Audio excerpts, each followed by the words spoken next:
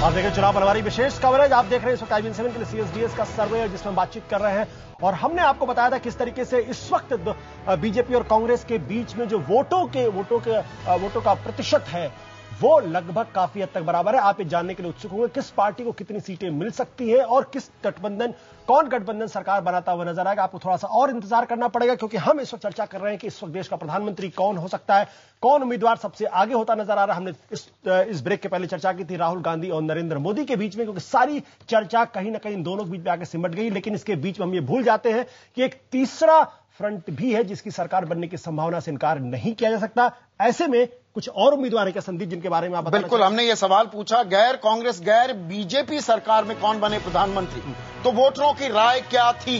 नीतीश कुमार सबसे आगे, 12% लोग कहते हैं कि नीतीश कुमार प्रधानमंत्री बने अगर गैर कांग्रेस गैर बीजेपी सरकार आती है तो। मायावती दूसरे नंबर पर 9% वोटों के साथ। ममता बनर्जी 8% वोटों के साथ तीसरे नंबर पर। मुलायम सिंह यादव भी तीसरे पर ही स्थान पर ही बरकरार हैं 8% वोटों के साथ। नवीन पटनायक को 4% लोग अपनी पहली पसंद मानते हैं। जयललिता को 3%, शरद पवार को 4%। यह आंकड़ा पहले हमें देना चाहिए था। और कोई राय नहीं वाले 47% लोग हैं। अहम आंकड़ा यह भी है। 47% ऐसे लोग जिनकी कोई राय नहीं है। जब आप नरेंद्र मोदी यानी बीजेपी और कांग्रेस से अलग प्रधानमंत्री पद के उम्मीदवारों की बात करते हैं, प्रभु अगर ये 12% जो नीतीश का आंकड़ा है, अगर नीतीश बीजेपी के साथ बने रहते और इंडिया गठबंधन का हिस्सा होते, तो क्या आपको लगता है कि नरेंद्र मोदी जब प्रधानमंत्री पद के उम्मीदवार की चर्चा होती, अगर उनके प्रोजेक्शन के बारे में बात होता तो वो ज्यादा बढ़ सकता था? तो मेरे को नहीं लगता, क्योंकि नीतीश कुमार ने स्पेसिफिक क्वेश्चन पूछा गया तो नॉन कांग्रेस नॉन बीजेपी, तो वो नीतीश कुमार पॉपुलर होंगे कि मीडिया में उनकी नॉलेज ज्यादा है, फेस वैल्यू ज्यादा है। परंतु उसका मोदी के ऊपर कोई फर्क नहीं हो सकता क्योंकि एनडीए के कैंडिडेट हैं कि नहीं है, प्रधानमंत्री कैंडिडेट हमने बना लिए, परंतु इसका असर नहीं हो सकता कोई भी किसी तरीके से। तो इसलिए मैं कहता हूँ नीतीश कुमार के अलग होने से नीतीश कुमार जब आप पूछते कि इनके अलावा कौन होगा तो नीतीश कुमार इसलिए, अगर फिर भी सवाल ये पूछते आप उनसे कि नीतीश होना चाहिए कि नहीं होना चाहिए, जो पॉसिबल कैंडिडेट है। अभी इन्होंने कहा शरद पवार की पॉपुलैरिटी कई बीजेपी के बड़े नेताओं से ज्यादा है, जो आपने पहले दिखाया नहीं, तो 2% वाले दिखा दिए, 4% वाले आपने दिखाए नहीं। तो बट क्या आपको लगता है कि नीतीश कुमार के नाम पे सहमति बन सकती है अगर मान लीजिए non BJP non Congress government बनने की स्थिति पैदा होती है? तो कल्पना कर लीजिए कि हो सकता है देश के अंदर 5 MP का प्रधानमंत्री बन जाए, हो सकता है, क्योंकि आप जो नॉलेज बता रहे हैं उसमें 10-12 सीटों से ज्यादा नीतीश कुमार की आने वाली नहीं है। उस सर्वे जो अभी है आज की स्थिति में, यहाँ की मेरा व्यक्तिगत मांगना और यह है कि उनकी 10-12 आएंगी, इसमें भी मेरे को शक है कि वहाँ लालू हम 15 से 19 कह रहे हैं, हमारा सर्वे 15 से 19 भी आ जाएगा, 15 वाला प्रधानमंत्री बन जाएगा और 40 वाला बाहर बैठा रहेगा, ये कल्पना हो सकती है।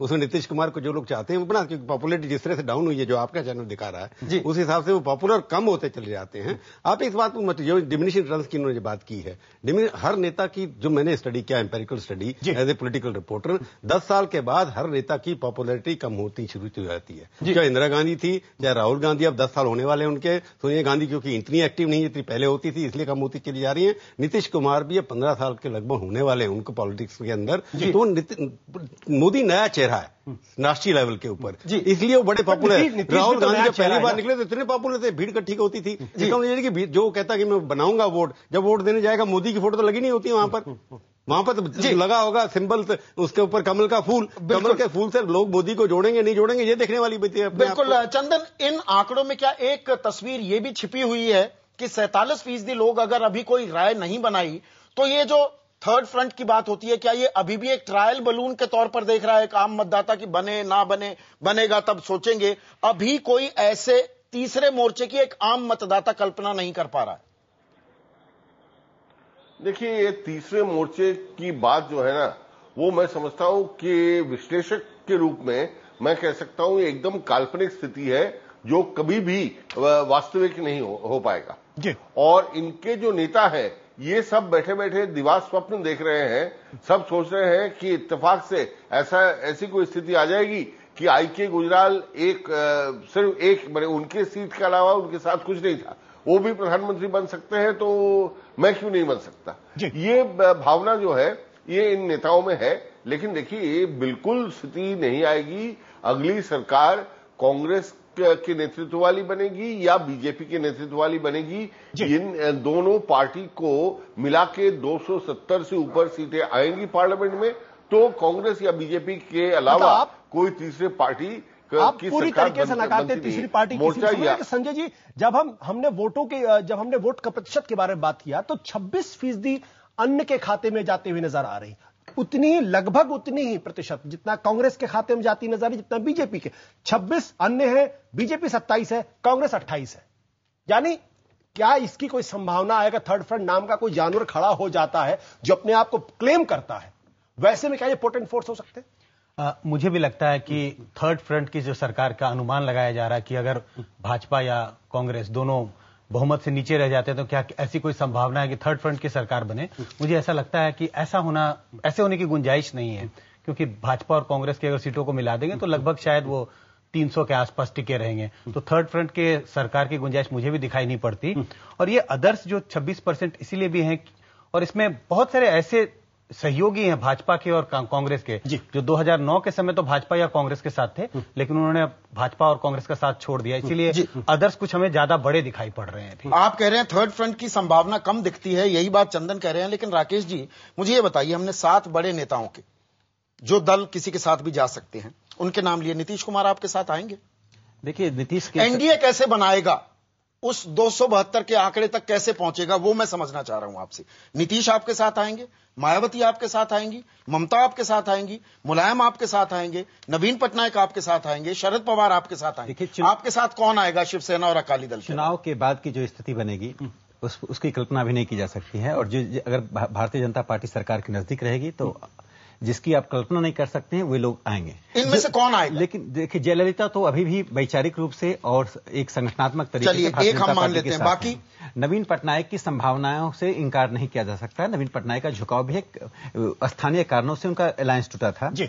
और मैं यहां तक कहता हूं कि एनसीपी की भी संभावना से इनकार नहीं किया जा सकता है। एनसीपी ने कई बार ऐसा इंक्लिनेशन दिखाया है, खास करके नरेंद्र मोदी की इमरजेंसी के बाद। एक बात जो मैं नीतीश कुमार जी के बारे में कहना चाहता हूं, नीतीश जी की जो लोकप्रियता है वह in reference to Narendra Modi का कंसिस्टेंटली विरोध करने के कारण जब नाम पूछा जाता है तो भारतीय जनता पार्टी और नरेंद्र मोदी के जो विरोधी लोग हैं वो नीतीश कुमार पर हाँ बोलते हैं। लेकिन नीतीश कुमार की पार्टी बिहार तक सिमटी हुई पार्टी है, इसलिए राष्ट्रीय स्तर पर ये उनकी लोकप्रियता का कोई लाभ आपको कहने का मतलब ये कि नीतीश की लोकप्रियता इसलिए है क्योंकि नरेंद्र मोदी रेफरेंस पॉइंट, आप कहना चाहते हैं? आपको नहीं लगता कि नरेंद्र मोदी नीतीश कुमार जो है एक इंडिपेंडेंट एक मुख्यमंत्री के तौर पर नरेंद्र मोदी के इमरजेंसी के पहले से ही उनकी एक साख थी, उनके बारे में लोग बात करते थे, उनके मॉडल के बारे में बात करते थे? जी, जो आलोचना नरेंद्र मोदी के बारे में कही जाती है कि ऑथोरिटेरियन है, संगठन से ऊपर चलते हैं, जो उनके मानते हैं ना कि ऑथोरिटेरियन जो कही जाती है, जो विरोधी कहते हैं, जो संदीप जी बार बार कहेंगे, मैं उसकी बात कर रहा हूं। नीतीश कुमार के बारे में ये आलोचना ज्यादा सटीक है कि पार्टी को जिस तरह से तहस नहस किया, जिस तरह से पार्टी से ऊपर चलते रहे। शरद यादव की भी हैसियत पार्टी में वह नहीं है जो एक अध्यक्ष होनी चाहिए। नरेंद्र मोदी की तुलना में तो मत ही बात करें। एक बात कहना चाहता हूं, बहुत रोचक होता कि नीतीश कुमार के बारे में आपकी राय 2 महीने पहले ली जाती, तब संभवतः वो राय अलग होती, जो आज है उससे काफी अलग राय शायद होती। मैं इसमें तीसरे मोर्चे के बारे में एक बुनियादी चीज देखिए। पिछले 20-25 साल में 1991 के बाद से देश में तीसरी जमीन है बढ़ी है, यानी कि गैर कांग्रेस गैर भाजपा की जमीन भारतीय राजनीति में बढ़ी है। लेकिन इस जमीन पे लगे हुए जो तंबू हैं वो छोटे होते जा रहे हैं, और जिसके चलते ना कोई बड़ी पार्टी है। जब तक एक बड़ी पार्टी नहीं होगी तब तक तीसरे मोर्चे की सरकार या ऐसा कुछ बनने का कोई प्रश्न ही नहीं होता है, और ना कोई बड़ा व्यक्ति है। तो जो तीसरी जमीन है भारतीय राजनीति में, चंदन भी चलते चलते कह गए, बहुत पुराने राजनीतिक विश्लेषक हैं, कि कांग्रेस बीजेपी मिला के 270 ले जाएंगे। तो मतलब आप देखिए कितनी बड़ी जमीन है कांग्रेस बीजेपी के बाहर, और उसमें कितना बड़ा शून्य है आज इस देश में। बिल्कुल। लेकिन एक प्रभु मैं आ रहा हूं, लेकिन हमारे सर्वे के अनुमान से आज जो तीसरा मोर्चा जिसे हम देख रहे हैं, 2009 के चुनाव में उनको 30% मत थे, और हमारे सर्वे के अनुमान से वो 26% पर जा रहे हैं। तो 4% का गिरावट देख रहे हैं हम अपने सर्वे के अनुमान से।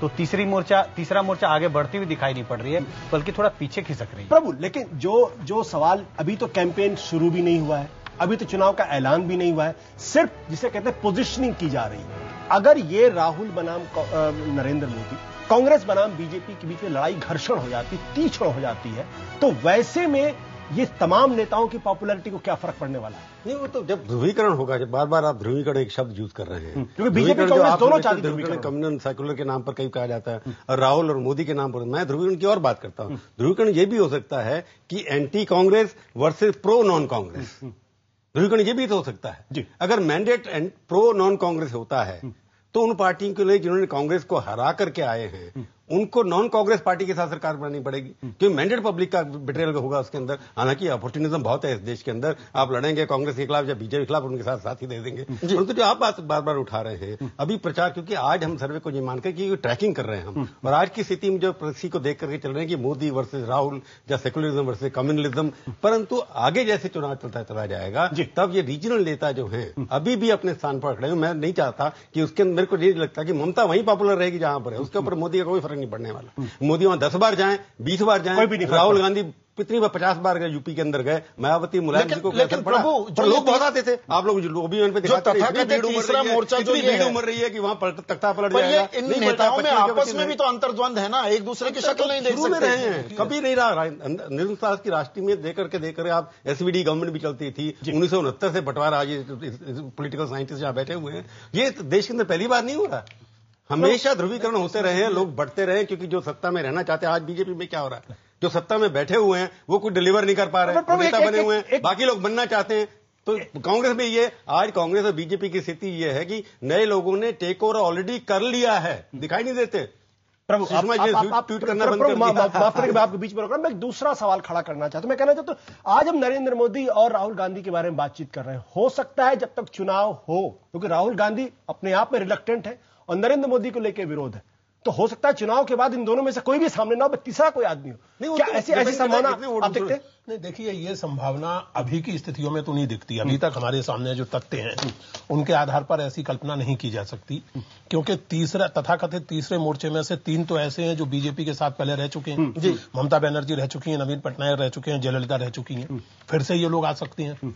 ये बिल्कुल सही है, लेकिन महत्वपूर्ण यह है कि तीसरे मोर्चे के वोट चाहे 26% हो चाहे 30%, और अपनी अपनी जगहों में ये कितने भी लोकप्रिय क्यों ना हो, बंगाल में, उत्तर प्रदेश में, उड़ीसा में, लेकिन एक ओवरऑल नेशनल तस्वीर में इनकी वो जगह नहीं बनती कि ये कांग्रेस या बीजेपी को चुनौती देकर के एक तीसरे मोर्चे की सरकार बना सके।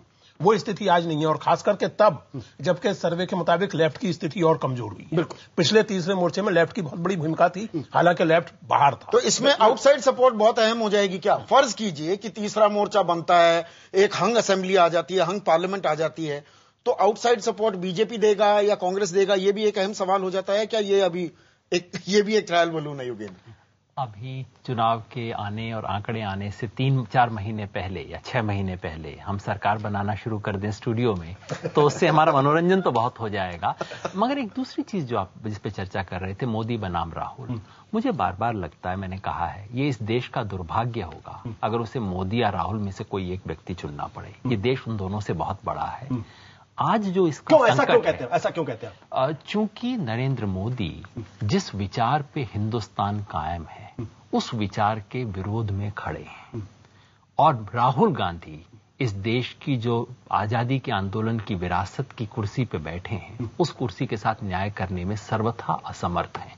और ये कांग्रेस का पाप है जो नरेंद्र मोदी के रूप में आज दिखाई दे रहा है। पर नरेंद्र मोदी 3 बार चुनकर आए हैं योगेंद्र, 3 बार बाकायदा वो सूबे के मुख्यमंत्री चुने गए। इसमें कोई संदेह नहीं है कि वो गुजरात में और देश के काफी हिस्सों में बहुत लोकप्रिय हैं, लेकिन लोकतंत्र का इतिहास एक बार नहीं बार बार दिखाता है कि जो लोकप्रिय है वो जरूरी नहीं कि लोकतांत्रिक हो। लोकप्रिय होना और लोकतांत्रिक होना दो अलग अलग चीजें हैं। मैं आपको एक बात अभी कह रहा हूं, जो एक सेंटेंस में कहूंगा साहब, कि जो भी आप करते रहिए, अगर यही ट्रैकिंग जो आप करते रहे, अगर 3 दिन में यही चलता रहा, अनलेस बीजेपी की 200 सीटें आती हैं, नरेंद्र मोदी प्रधानमंत्री नहीं बनेंगे और राहुल गांधी भी नहीं बनेंगे जब तक 200 से ऊपर नहीं आती।